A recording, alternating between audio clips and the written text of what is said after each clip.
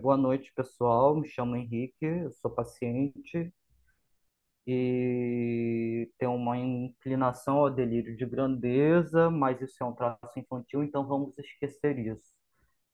Eu estou falando, iniciando dessa forma, porque eu vou tomar a palavra de outras pessoas no grupo que não puderam participar, então talvez eu fale mais que todo mundo, né? Vamos começar agora com a apresentação da Juliana Paixão. Olá, boa noite. Vocês estão me ouvindo bem?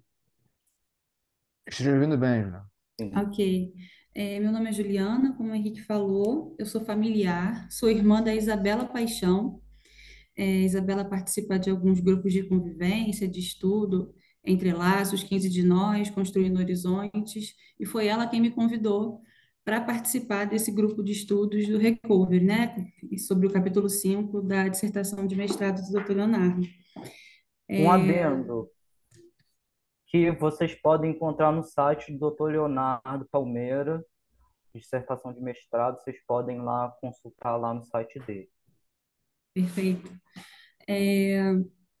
Então, como familiar, né, assim, a esquizofrenia chegou para nossa família há 21 anos atrás, esquizofrenia paranoide, pela Isabela, minha irmã, né, como eu coloquei, e a oportunidade, né, uma das grandes motivações, né, eu como familiar, de participar desse grupo de estudos, hoje, com certeza, combater, entre outras vantagens que eu vejo, combater certas barreiras visíveis e invisíveis desse contexto de recovery, e não somente de recuperação, né? Numa das primeiras reuniões do grupo, a gente fez um paralelo ali entre recovery e recuperação, e o quanto que a gente tenta abordar o recovery por uma perspectiva de movimento social, né? De busca por uma identidade, e até mesmo de luta por políticas públicas.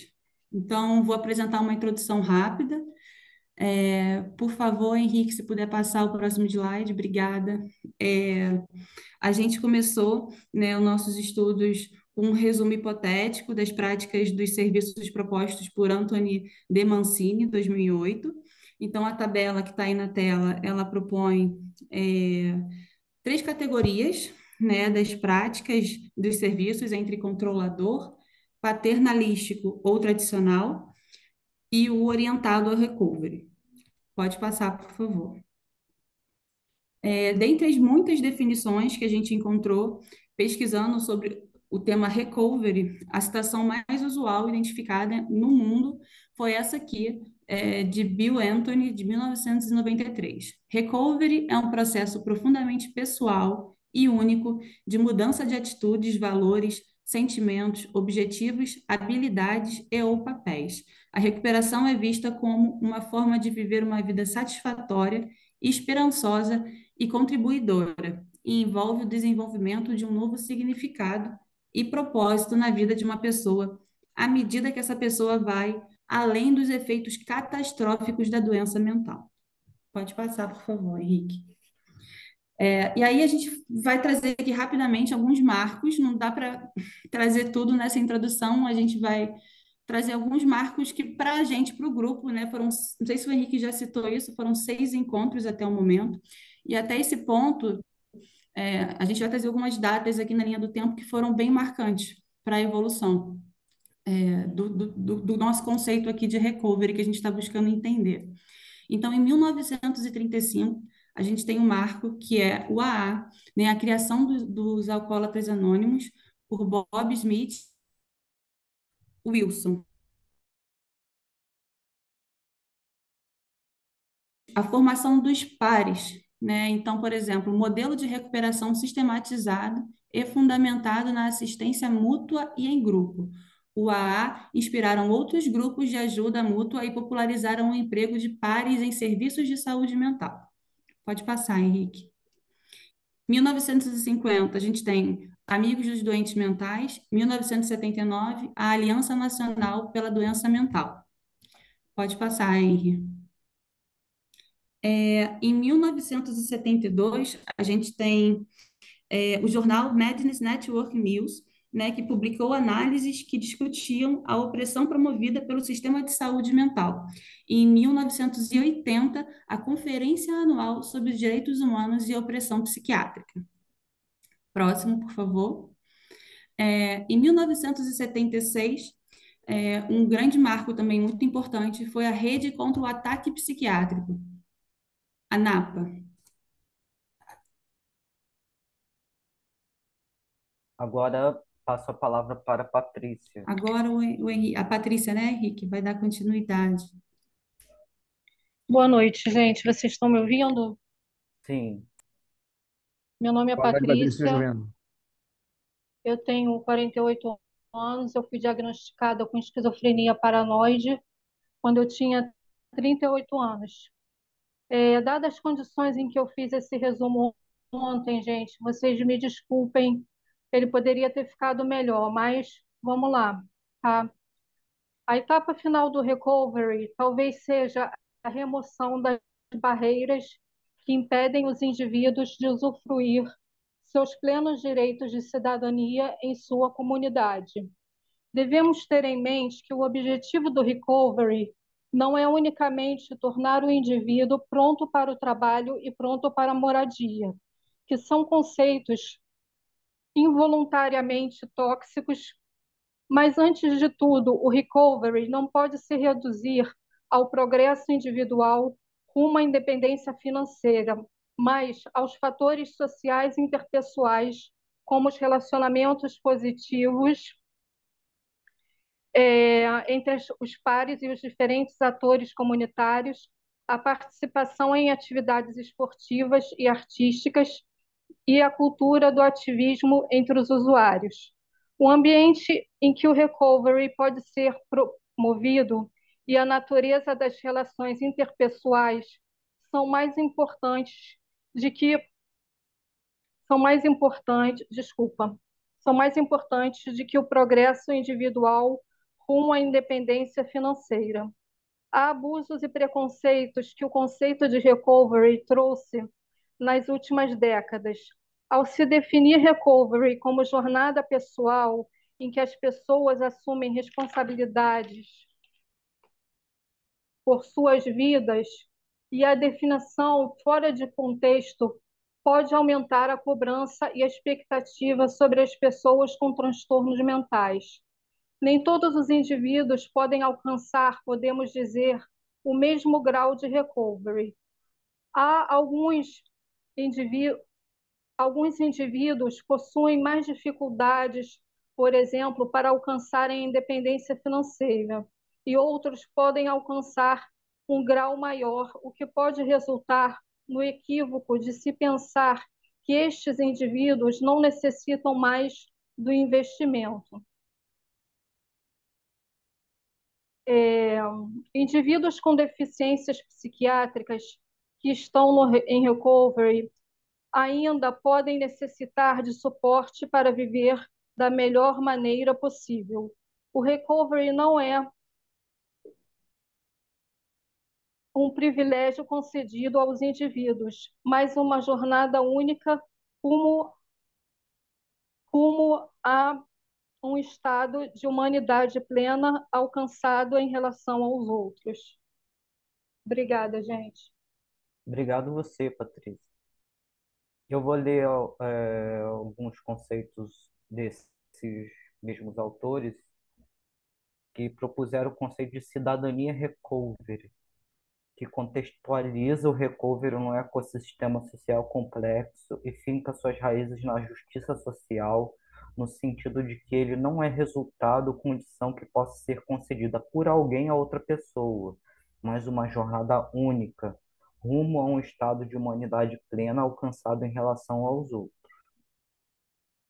Eles definiram os 5 R's: os rights, direitos, responsabilidades, os papéis, os recursos e os relacionamentos, os quais devem ser disponibilizados por uma sociedade democrática através de suas instituições públicas e sociais, promovendo-se e facilitando-se interações, e redes sociais para seus cidadãos. Eles definiram os 5 R's: os rights, direitos, responsabilidades, os papéis, os recursos e os relacionamentos, os quais devem ser disponibilizados por uma sociedade democrática através de suas instituições públicas e sociais, promovendo-se e facilitando interações e redes sociais para seus cidadãos. Agora, Rodrigo Garcês. 1970 versus 1980. Movimento em 1970. Reunir egressos. Desejo de liberdade e mudança do sistema. Combater métodos coercitivos e tratamentos forçados. Termo usado pelos manifestantes. Psychiatric inmate, internos psiquiátricos. Conectividade com outro movimento. Racismo, feminismo e sexismo. Livros publicados como On Our Own, de Judith Chamberlain, em 1978. Ecoar vozes. Mágoas e empoderar-se. Lema: Nothing about us without us. Nada sobre nós sem nós. Movimento em 1980. Criação de centros de atendimento. Drop-in centers. Programa de suporte de pares como On Our Own, em Maryland. 1983. Berkeley Drop-in Center, na Califórnia. 1985. Ruby Rogers Drop-in Center, em Massachusetts. 1985. Oakland Independent Support Center, na Califórnia. 1986. Programa de Suporte Comunitário. Instituto Nacional de Saúde Mental do IZEUA. NMH. Em 1988 já existiam 13 projetos financiados. Princípios do movimento. 1. Autodeterminação e liberdade de escolha. 2. Proteção de direitos. 3. Redução do estigma e da discriminação. 4. Serviços que atendessem às múltiplas necessidades de vida dos indivíduos. Amigos, moradia, emprego e comunidade. 5. Programas de suporte pares e autoajuda. 6. Envolvimento em todos os aspectos do sistema de saúde mental. Nothing about us without us.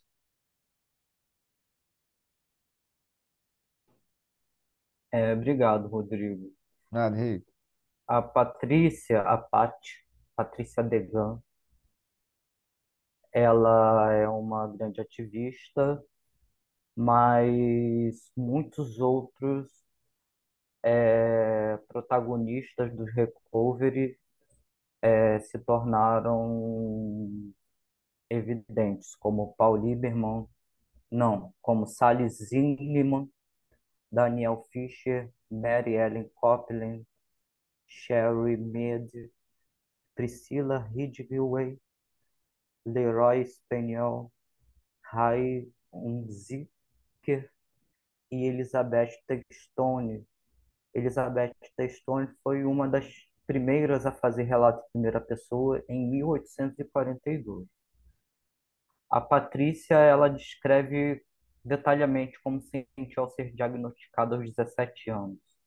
E ela desenha uma espécie de margarida com pétalas e os seus valores todos desconectados. E depois, quando ela se reencontra através do recovery, ela reúne essas pétalas, esses valores, essas crenças, trabalho, etc., e deixa uma pétala vazia para a questão da vulnerabilidade e a esperança de lidar com algo que não esteja premeditado ou etc. A Ruth Ralph, Ruth Maria Olson Hall, cientista e pesquisadora no campo da saúde mental, falecida em 2020, aos 89 anos, foi internada e tratada com eletrochoques em sua juventude, tornando-se também uma ativista e pesquisadora do movimento Recovery. Ela criou esse esquema, né, em que ela coloca a esperança versus desespero, sentimento ativo do self, sentimento passivo do self, inabilidade de responder ou assumir o controle e inabilidade de responder ou assumir o controle, descoberta, alienação, conectividade e desconectividade. E ela também publicou um livro através da Associação Americana de Psicologia, Recovery na Doença Mental, ampliando nossa compreensão de bem-estar. Ellen Glover, principal liderança do movimento do Recovery na Austrália, também teve experiência pessoal com transtorno mental, tornando-se profissional do campo de saúde mental e uma das principais vozes do Recovery. Aqui é o Richard Weingarten, que ele criou a comunidade de fala, experiência de recuperação em primeira pessoa. Então, isso amplificou ainda mais a possibilidade de, lá nos Estados Unidos, as pessoas começarem a falar de si e criarem suas jornadas únicas. Os estudos sobre recovery, né?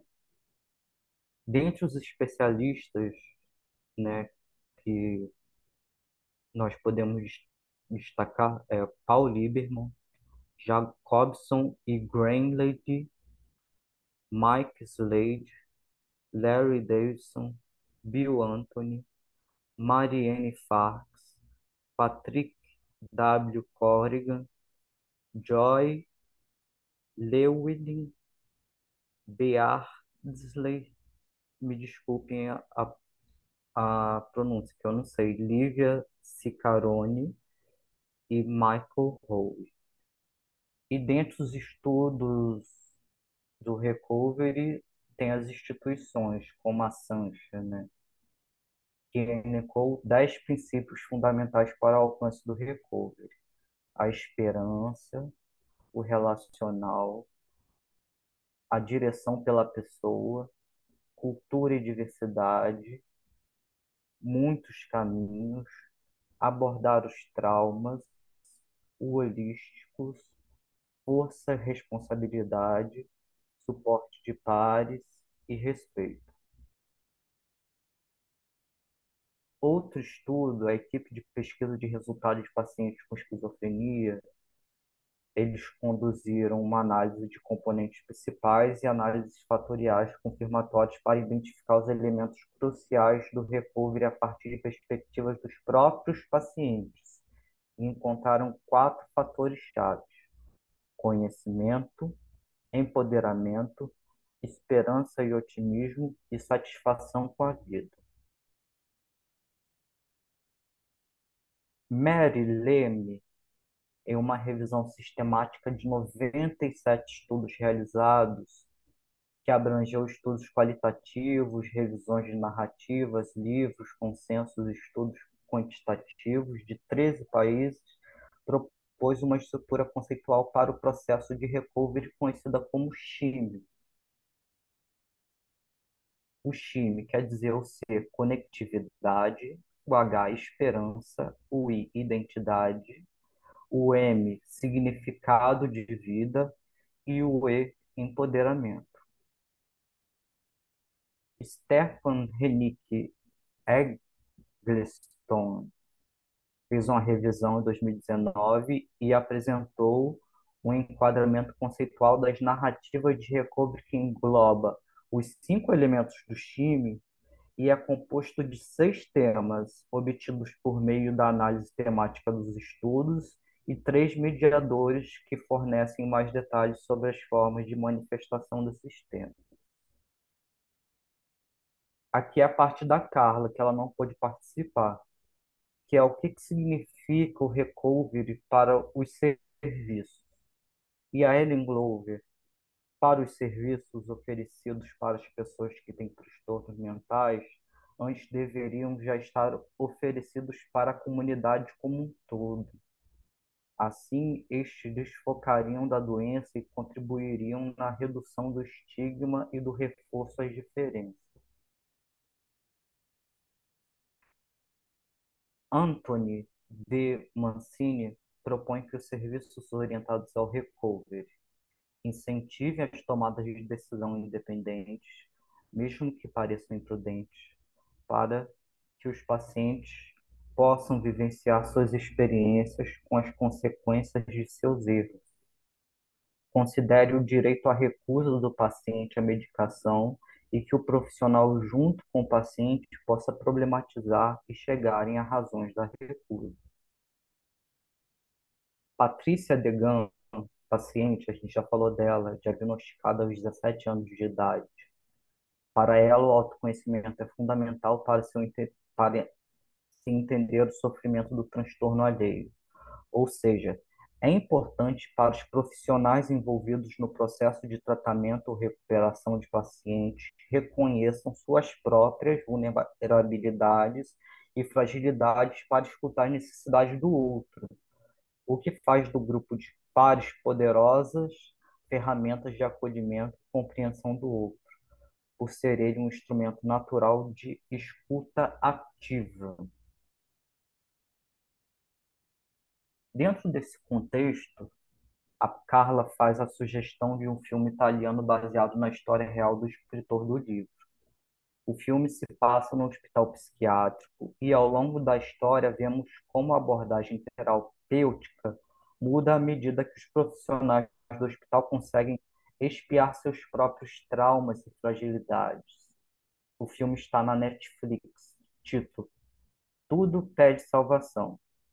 Patrícia Degan também considera que deve haver diversidade de opções de serviços para que cada um encontre aquele com o qual melhor se identifica, como programas de apoio ao emprego, empregos de transição, clubes sociais, programas de apoio ao estigma, etc. Esse aqui é um exemplo, né, de como já chegamos, já avançamos lá nos Estados Unidos sobre estudo sobre recovery. E aqui é o site da Universidade de Boston, que tem um programa de educação para recovery. Centro de Psiquiatria e Reabilitação da Universidade de Boston. E aqui é a Universidade de Yale, uma apresentação também sobre um projeto de recovery. E terminamos.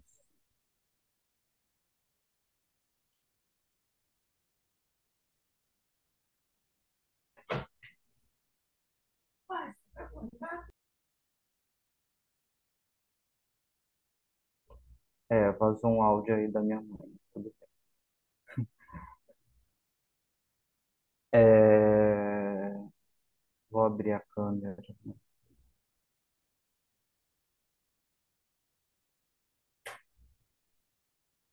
É, alguém quer começar? Dos integrantes, né? Dos que participaram do estudo, né? Alguém quer começar? Senão eu começo. Então, eu fui orientado pelos meus delírios, alucinações a me dividir, né? Então, eu penso assim no que eu posso dizer que vai me trazer alguma ameaça e o que eu posso dizer que pode me trazer alguma honraria, né? E aí eu penso em economia. Eu acho que terapia e terapia familiar, como no estudo do Entrelaços, sem querer fazer uma crítica, mas eu acho que a economia, né, depois que a gente vê tudo isso, né, que aconteceu nos Estados Unidos, né, todas essas possibilidades, a gente vê que a terapia particular particular e a terapia familiar são mecanismos econômicos, né? E você tem aí, por exemplo, no serviço público brasileiro, para trabalho, né? Inabilidade laboral, né? E você vê tudo e pensa, não, não é só isso, né? É muito mais coisa. E por outro lado, que a gente chega num pós-recovery, né? Depois que a gente entra em contato com o conteúdo do recovery, que a gente, se eu puder, por exemplo, com a epidemia da Covid, né? Como que o sistema de saúde funcionou, né? Por que que o recovery ainda não é disciplina obrigatória nas faculdades de psicologia do nosso país? É basicamente isso que eu tinha para dizer. Se eu lembrar mais de alguma coisa.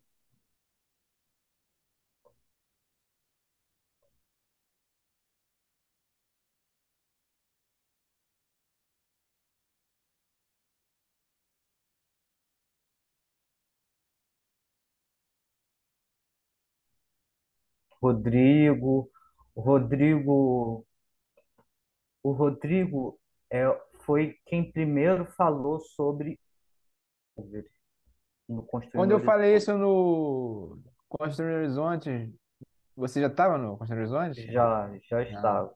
tá. Então tem uma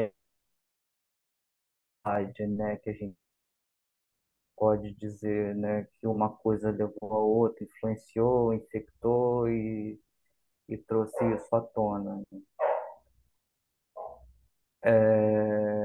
Patrícia, quer falar alguma coisa, Patrícia? Não, hoje não, Henrique. Olha só, eu essa noite eu não consegui dormir. Eu fui no médico de tarde, cheguei aqui já era 5h30. Eu estou muito cansada, não estou nem conseguindo raciocinar direito. Tá Eu ok. prefiro não falar nada, tá? Ju- Henrique, até só para a Bela, minha irmã, a proposta dessa reunião aqui proposta que é muito desafiadora para todos nós. Gera muita ansiedade essa exposição. Eu posso falar por mim, fiquei muito ansiosa de conseguir conciliar minha rotina com essa oportunidade de falar o que foram essas 6 reuniões, a gente se reunir para fazer os slides.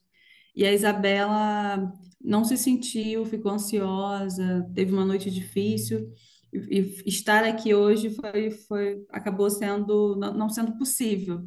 Então, ela dá essa satisfação de por que que ela não veio e até fica aí também para a gente pensar para o futuro, né? Como que a gente consegue minimizar esse desafio? Não sei se é possível, mas é sempre um desafio esses eventos, né? Esse colocar aqui uma coisa que eu converso sempre com o Henrique, que é um amigo, né? Já somos mais do que colegas de grupo, já viramos grandes amigos, né? Eu falo que o Henrique é minha família também, minha casa é dele. Então, a gente não tinha prática, né? Eu falei para vocês no início que são 21 anos que a nossa família recebeu esse diagnóstico pela Isabela. E a gente não falava. é, a gente tem 2 momentos, né? Há 5 anos para cá, a gente conheceu os grupos, né? Os 15 de Nós, Horizontes, e a gente não falava, tinha uma orientação médica, né? De não falar para terceiros sobre o diagnóstico, por receio do estigma, por receio das violências que a gente passa, né? Das barreiras invisíveis, né? E hoje, muito em contribuição a esse amigo, a gente aprendeu a falar essa narrativa, contar a nossa história, a Isabela contar a história dela como uma mulher esquizofrênica e nossa família como uma família que vive esse recovery, né? Não somente a recuperação, mas esse movimento mesmo necessário. E é muito novo para a gente. Tanto que quando a gente tem uma janela como essa aqui, ou como foi lá no IPUB outro dia, para fazer os relatos e vivências, a gente tem um mega evento. Muito difícil participar como família, não somente para eles, né? Muda tudo, muda toda a nossa rotina. Então, não somente para o paciente. Então, coisa para minimizar os efeitos desses desafios.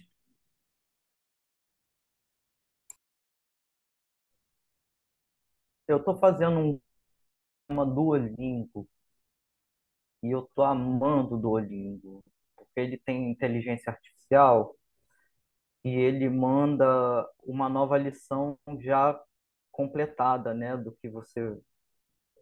Aí eu fico pensando um Duolingo para pacientes de esquizofrenia, né?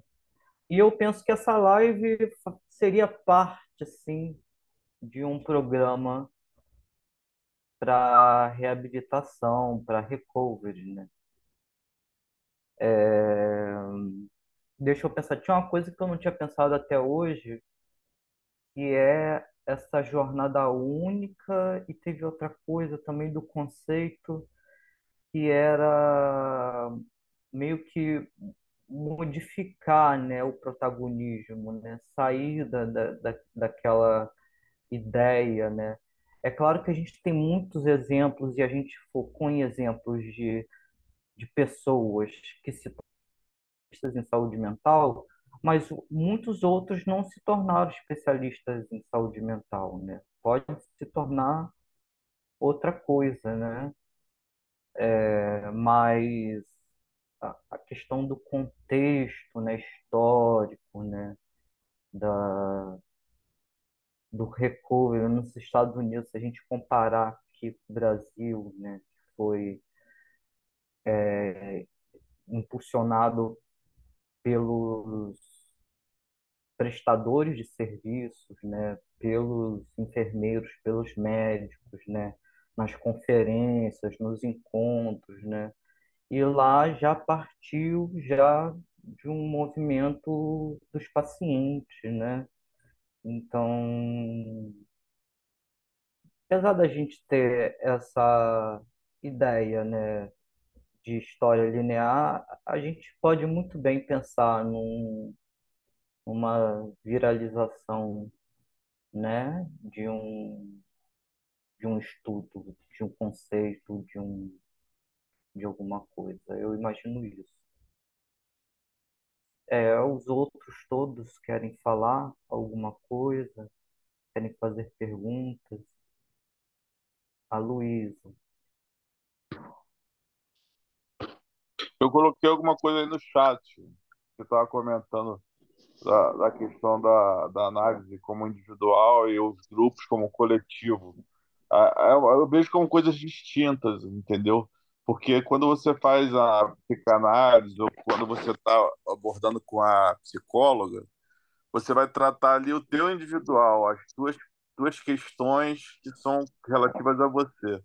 E quando você está em grupo, compartilhando ali, você está. A minha experiência que eu tenho como coordenador, é, por espelhamento das questões dos outros indivíduos, você acaba conseguindo encontrar soluções. Então, você também cria um senso de coletivo, que outras pessoas passam pelo mesmo que você. Tem algumas pessoas que, em terapia, buscando a terapia individual não conseguem evoluir e desenvolver porque não gera transferência com o psicólogo ou com o psicanalista, que é uma coisa importante para ocorrer a boa psicanálise ou a boa psicologia, tem que ter uma transferência entre o indivíduo que está sendo analisado e o analista. Eu coloquei isso. E quando trata da questão do recovery também, o recovery está diretamente relacionado com o empoderamento. Então, quando o indivíduo em si vendo que ele está conseguindo trabalhar em cima dos temas que, a princípio, ele se fecharia, ele está se empoderando, porque ele toma mais conhecimento, ele vai buscar entender quais são as formas que ele vai se sentir melhor, ele vai aderir melhor ao tratamento, ele vai usar corretamente os medicamentos, ele vai evitar faltar a consulta com o psiquiatra, ele vai saber se o psiquiatra tá diretamente é, ele está comprando o psiquiatra, né? Ele não adianta só ele ir no psiquiatra e ele não aceitar o que o psiquiatra fala, porque ele vai se permitir, talvez, digamos assim, ficar somente se direcionando aos devaneios, seja lá se forem como tem um colega que fala, o canto da sereia, né, que é muito sedutor. O devaneio, os delírios, por vezes, é muito mais fácil você seguir nesse caminho do que procurar um senso de normalidade, entre aspas, né? O que que é normal para cada um de nós, né?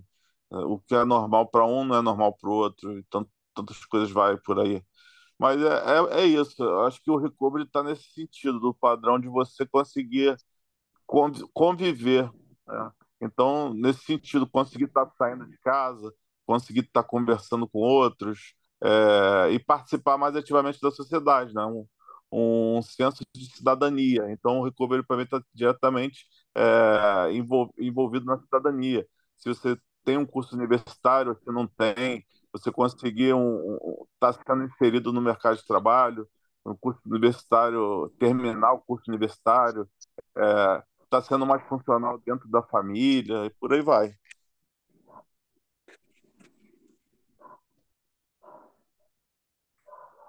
Henrique, se eu puder, não sei se tem mais alguém para falar, eu queria fazer alguns comentários. Mas aí, se tiver mais alguém para falar, eu aguardo também. Luísa quer falar.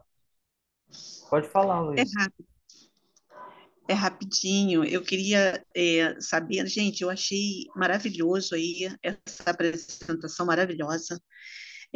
Para mim foi surpreendente ter essa preparação e eu gosto muito de saber quem teve essa ideia, o tema escolhido, achei muito bom. E aí eu fiquei curiosa aqui de saber o motivo, né? Porque eu achei assim fantástico e acho que vocês podem fazer outros temas daqui para frente. Gostei muito. E aí, como é que surgiu essa ideia, Henrique, de fazer essa apresentação?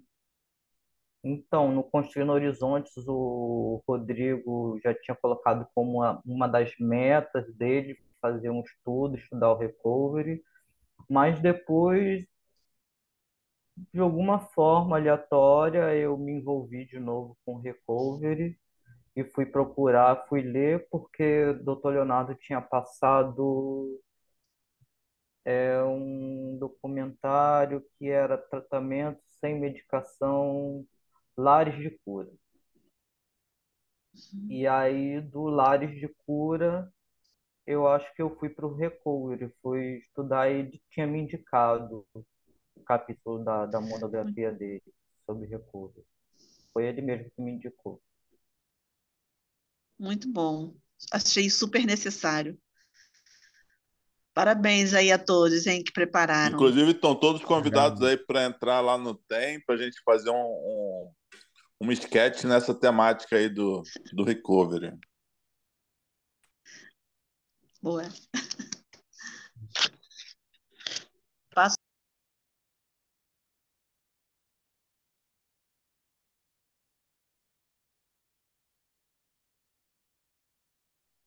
Posso falar agora?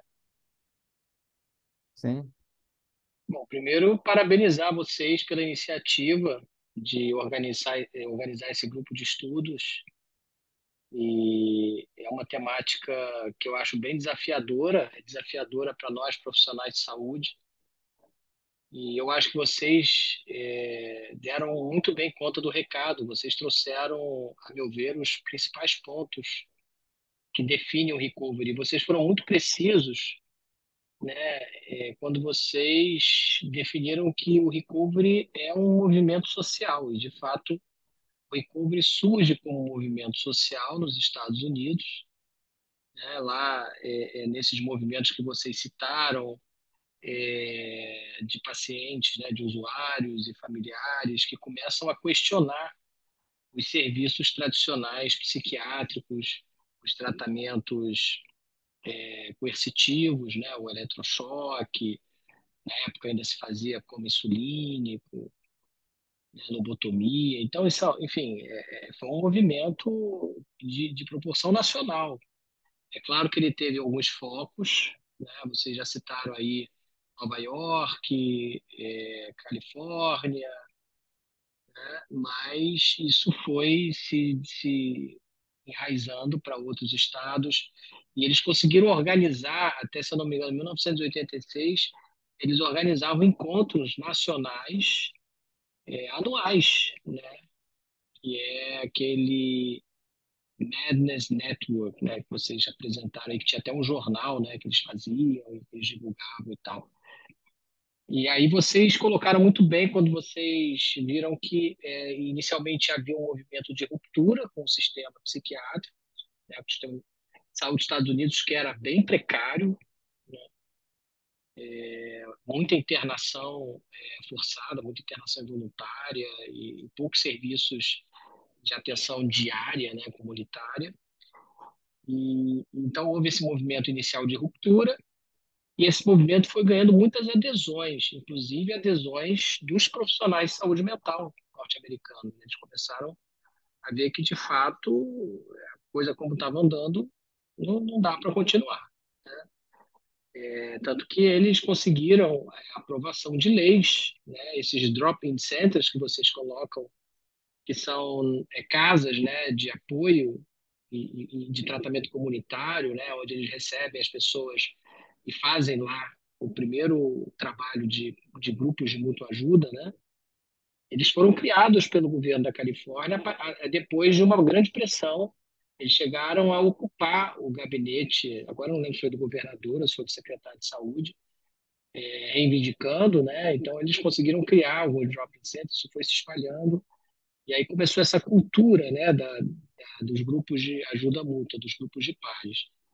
E aí eles chegaram num momento que eles viram que agora era hora de reentrar no sistema, né? Não tinha mais sentido, embora muitos deles quisessem criar seus próprios serviços, e nos Estados Unidos você tem alguns serviços que são criados pelos próprios usuários e para os usuários, né? Você tem o próprio Fountain House, que é de 1948, que é uma casa que tem em Nova York, e acho que também tem em algum outro estado, mas a sede foi em Nova York, onde eles oferecem vários serviços, inclusive trabalhos, né, para pessoas com transtornos mentais, e é dirigido um grupo de usuários, embora tenha também profissionais que contribuam. Mas havia então um grupo de pessoas que era contra essa reentrada no sistema, mas a maioria via essa reentrada no sistema como positiva, uma vez que o governo estava começando a financiar. Então, eles disseram, bom, se a gente pode entrar com essa filosofia dentro dos serviços de saúde e vai contar com o financiamento do Estado, a gente tem que fazer isso, né? E, de fato, foi isso que aconteceu. Eles entraram novamente no sistema de saúde e foram fazendo uma grande transformação de dentro para fora, a ponto de, no final da década de, acho que, não sei agora se é 89 ou 90, alguma coisa, tem uma comissão, né, da presidência dos Estados Unidos que resolve baixar um ato institucional, um ato do governo, de que a política de saúde mental nos Estados Unidos passaria a ser orientada com os princípios do recovery. Claro que aí você já tinha toda uma pesquisa, né, vários profissionais e usuários, aí vocês têm essas narrativas que vocês trouxeram, Patrícia Digan, Rachel Ralph, tem muitas, né, o próprio Richard Weingarten, então muitas pessoas que foram dando o seu testemunho. Porque a maior tecnologia que tem do recovery são as narrativas em primeira pessoa. As narrativas em primeira pessoa são transformadoras, porque quando você tem um usuário que está para no processo de recovery, e vocês enfatizaram bem, né? Recovery é processo, não é desfecho. Então, assim, quem disser que o recovery, o cara precisa voltar a trabalhar, voltar a estudar. Não é recovery. Isso não é recovery. O recovery é um processo que envolve empoderamento, bem-estar, protagonismo, né, cidadania, como vocês trouxeram todos os critérios aí, né, foi perfeito, assim. E é isso que transforma o indivíduo, né? E eu acredito muito no recovery também, começando como um processo de educação, né? Como vocês estão fazendo, né? Com um grupo de estudos, vocês estão lendo, vocês estão estudando, vocês estão discutindo, cada um dá a sua opinião, cada um entende da sua maneira e vai trocando. Então, isso você vai desenvolvendo um conhecimento que, a meu ver, é libertador e gera empoderamento. E quando eu fiz a minha dissertação de mestrado, e também o Entrelaços traz muito esse conceito do método Paulo Freire, né? Onde não é um ensino de cima para baixo, né? Do professor para o aluno ou do profissional de saúde para o usuário, né? É uma troca, né? É uma coisa que a gente enfatiza muito nos grupos do Entrelaços. A gente está sempre trocando, a gente está sempre aprendendo com vocês, aprendendo com as vivências, né? E eu acho que a partir do momento que vocês têm um testemunho em primeira pessoa, vocês ajudam o próximo que talvez não esteja ainda nesse processo, mas que pode se atentar para isso, né? E vocês se ajudam também, porque vocês se escutam e no processo de se escutar, vocês também estão construindo, né, novas reflexões, novos conceitos, né? E também em ajudar outra pessoa, você também está se ajudando, né? Então, isso é fundamental. Assim, eu acho que essa é a maior tecnologia que o Rico pode trazer. E a gente precisa realmente encorajar as pessoas a falarem de suas questões de saúde mental. E também os grupos de pares. Os grupos de pares também são uma grande ferramenta que se tem para fazer com que o recovery se alastre, né? Aí vocês trouxeram uma coisa interessante, que eu não sei se vocês já fizeram alguma reflexão, mas eu acredito que sim, porque algum de vocês falou na questão dos profissionais de saúde, que no Brasil você tem uma liderança muito grande dos profissionais de saúde, enquanto que nos Estados Unidos você teve um protagonismo maior dos usuários, né? E talvez por isso esse processo tenha sido alavancado por lá e também em outros países anglo-saxões, né? Aconteceu também na Inglaterra, Austrália, né? Países de língua inglesa, isso foi ocorrendo com mais facilidade. Mas não podemos ser pessimistas em relação ao Brasil, né? Porque o Brasil, com todas as dificuldades que a gente tem, por todas as questões que nós sabemos que são complexas, né? Questões institucionais, sociais, desigualdade, problemas de acesso a dispositivos de saúde, enfim, né?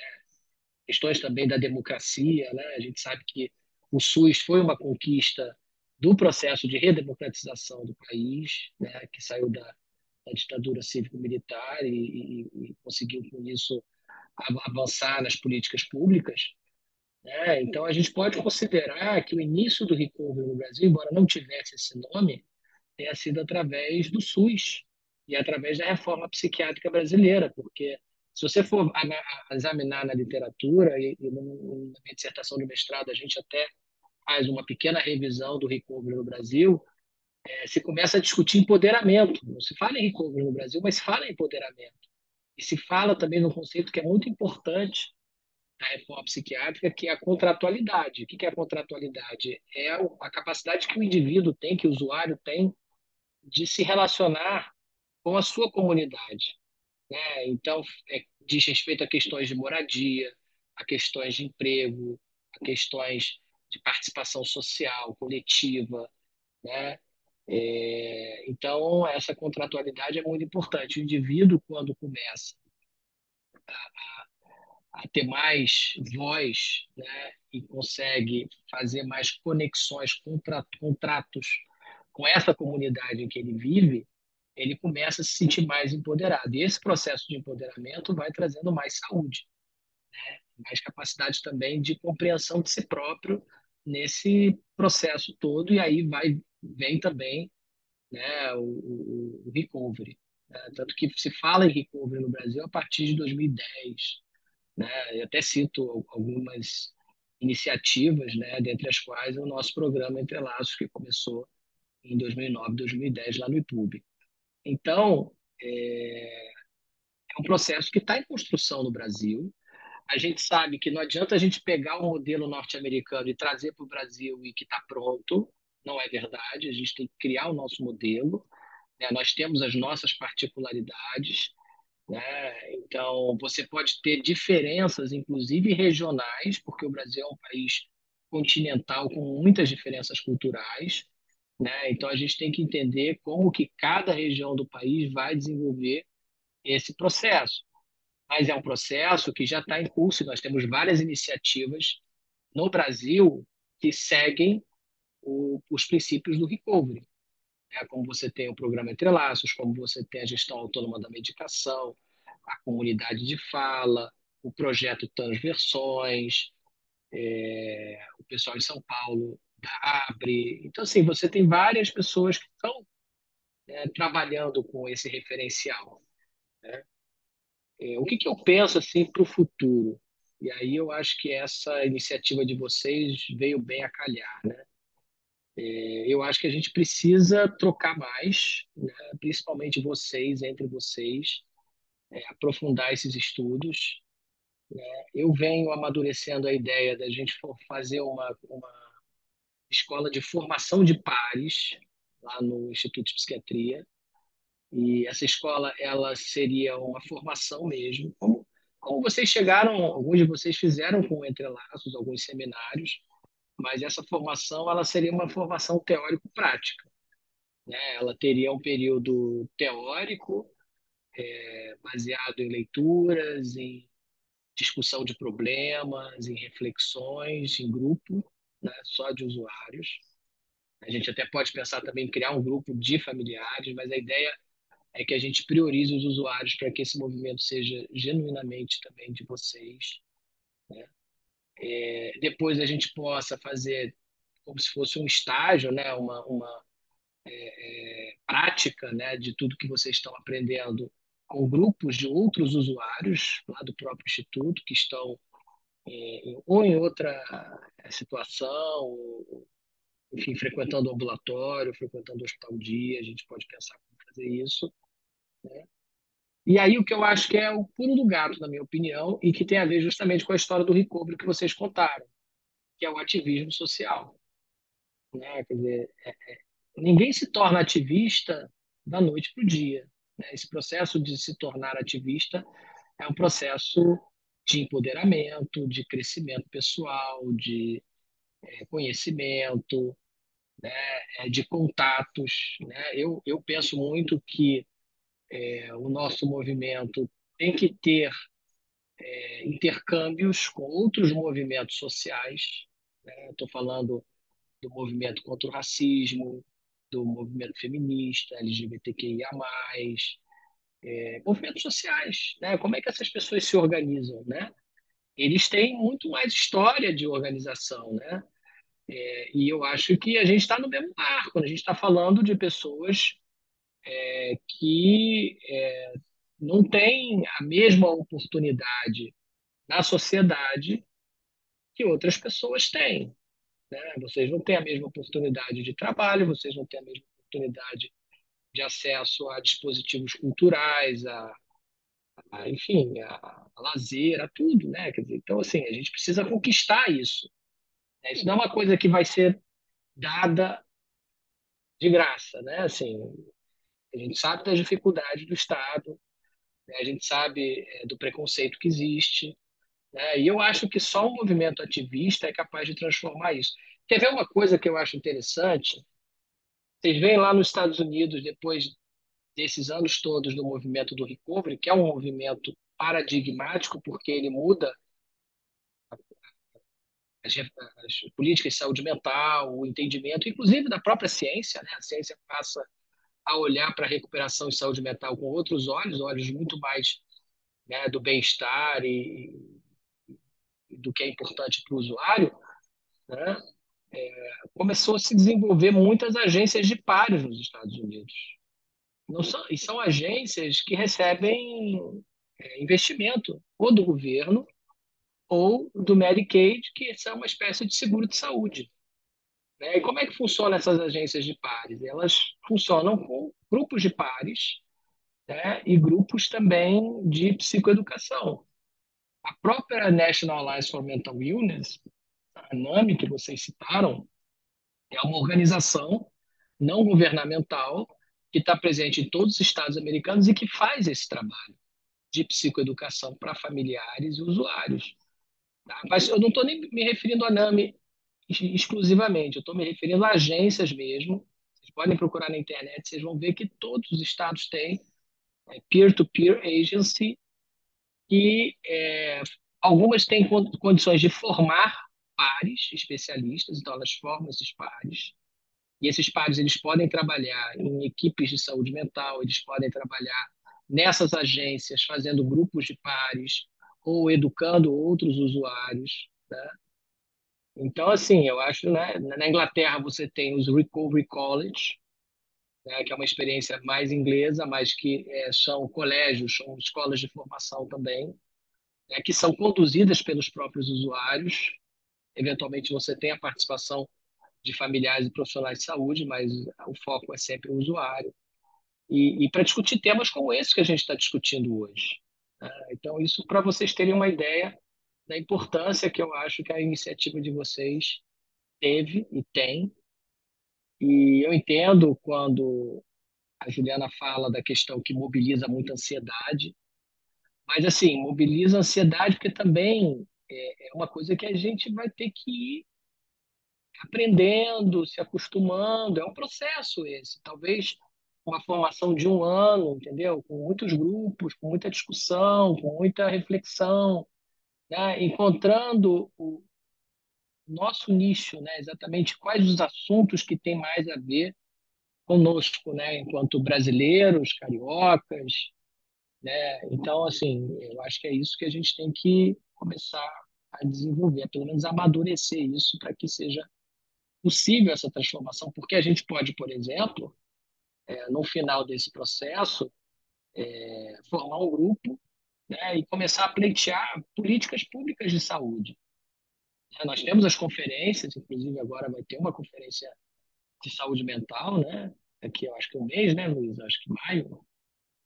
E eu acho que uma das pautas, até vocês eu acho que colocaram, é a gente poder pleitear, por exemplo, que se tenha um cargo, né, público, né, que contemple usuários de saúde mental, que sejam se fossem agentes de saúde, né, com experiência em primeira pessoa de sofrimento psíquico, para que essa pessoa possa trabalhar nas equipes e possa ser remunerado por isso e possa fazer parte das equipes. É óbvio que isso com uma formação, com uma supervisão, entendeu? Mas recebendo por isso como um trabalho, qualquer outro profissional de saúde mental. Então, assim, isso já existe, não é uma invenção, né? Isso é feito, inclusive, no Rio de Janeiro, o grupo do Eduardo Mourão Vasconcelos tem alguns facilitadores que recebem uma bolsa, né? Mas a gente pode pensar em expandir isso, né? Com política mesmo, de Estado, né? E começar a fazer os nossos drop-in centers, né? Os nossos locais de formação, de multiplicação de pares em condições de poder levar o recovery para outros lugares. Porque também o recovery, e vocês viram lá, até o Ellen Glover fala muito isso, né? O recovery não pode ser ensinado, né? Você não pode prescrever recovery, você não pode impor o recovery a alguém, né? Mas você pode criar condições para que essa pessoa desenvolva o seu recovery. E o potencial que você tem de impedir que essa pessoa desenvolva é muito grande se você não compreender a filosofia, os princípios e não atuar profissionalmente de acordo com o princípio do recovery. Então, a gente pode inibir o recovery de alguém, mas a gente não tem como prescrever enfim, empurrar uma pessoa para o recovery. A gente pode criar situações que estimulem ela a caminhar nesse processo de recovery cada vez mais. nesse processo de reflexão, de autoconhecimento, de busca de bem-estar, né, de participação social, de empoderamento, de tudo isso que vocês falaram. Então é isso, para não me alongar muito, eu queria parabenizar vocês mais uma vez pela iniciativa, dizer que eu estou à disposição se vocês quiserem discutir outros temas ou até mesmo aprofundar mais o recovery e que eu espero poder realizar esse desejo meu da gente criar uma escola de formação mesmo, né? E a gente poder discutir como é que isso pode ser feito e quem tem vontade de participar, né? Vai ter que ter um envolvimento, né? Obviamente, né? Vamos pensar que vai ter que ter uma carga horária, vai ter que ter um número de dias para a gente poder se reunir, para trazer os temas, para reformular as questões, para debater, mais ou menos como a gente já faz no Entre Laços, né? A solução de problemas, como é que a gente, né? Porque eu acho que é um método de educação que funciona, né? A gente tem aí, né, 8 grupos de pares funcionando, então, assim, a gente pode utilizar esse conhecimento para a gente poder multiplicar agora a mais usuários esse processo de informação do recovery. É isso, agradecer mais uma vez a vocês e parabenizá-los. Obrigado, doutor Leonardo. Eu também queria agradecer. Não é fácil, né? Essa questão que a Isabela está passando, né? Eu passei todas as reuniões, né? Então, todas as reuniões eram um dia de ansiedade, de apreensão, etc. É difícil me emocionar, mas é algo para chorar bastante, né? A conclusão, né? Desses estudos. É isso.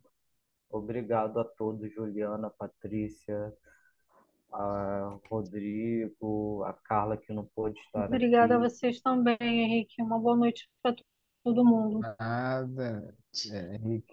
Obrigado a vocês. Uma boa noite para todo mundo também. Boa noite. Parabéns, Boa gente. noite. Boa noite. Foi Obrigado. lindo. Obrigado. Obrigada, Boa noite Luísa. para vocês também. Boa Tchau, noite a tchau. todos aí, Valeu, abraço. gente. Boa Boa noite a noite. todos. Boa noite para vocês. Linda apresentação. Obrigado.